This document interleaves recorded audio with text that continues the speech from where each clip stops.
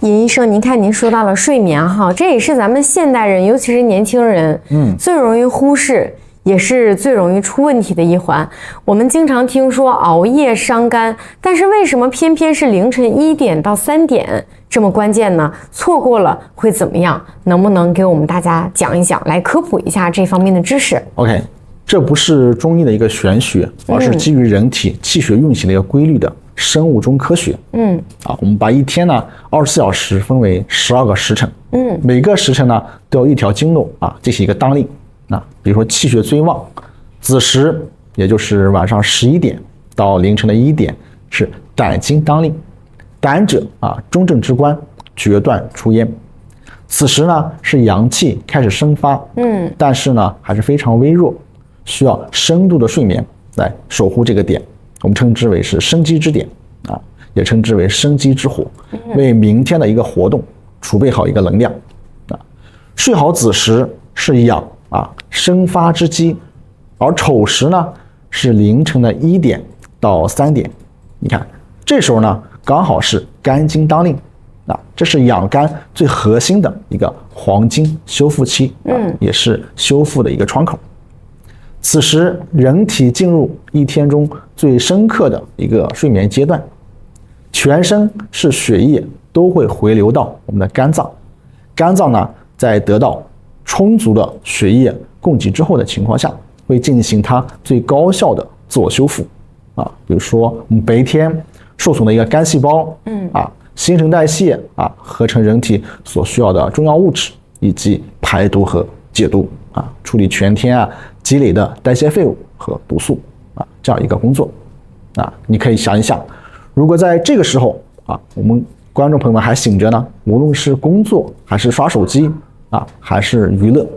这就意味着您的身体呢还处在于一个耗能的状态，血液是无法有效的回肝这就好比肝脏这个化工厂需要在夜间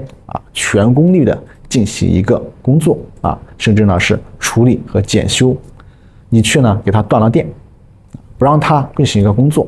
长此以往，工厂的设备必然是加快了老化和锈蚀垃圾堆积如山，反映在身体上就是肝功能出现了一个下降，毒素出现了积累，肝血呢也出现了耗伤，反映在脸上就是我们所有之前所讲的暗沉色斑、干燥等问题都会进行一个加剧。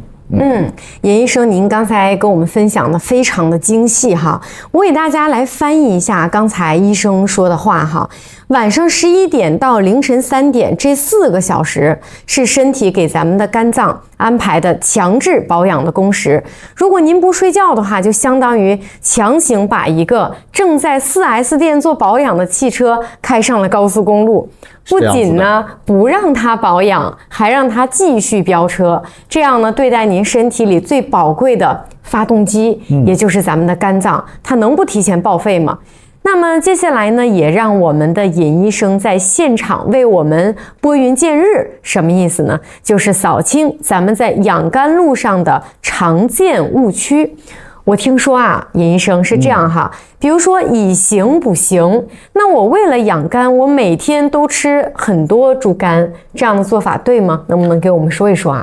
这种做法呢其实也是不对的。这个的话我们需要明确，因为呢这是一个流传最广也需要纠正的误区之一。以形补形有一定的哲学启发，但绝不是简单的对等和耐用。猪肝确实富含维生素 A 铁、优质蛋白等，但对于肝血不足所引起的眼干、贫血、面色萎黄，在短期内适量的食用是有益的。然而请注意2个关键点。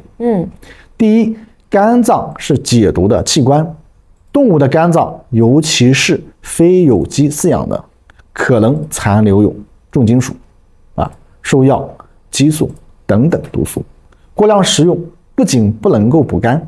反而可能给你的肝脏增加额外的解毒负担。胆固醇极高这点要注意，猪肝胆固醇含量非常的高，过量食用之后呢，对心血管健康不利正确的做法是可以吃，但要少而精啊，偶尔为之就可以了。我们建议呢，每月食用1到2次，或者每次呢不超过50克50克呢就1两选择呢可以一些个可靠的食材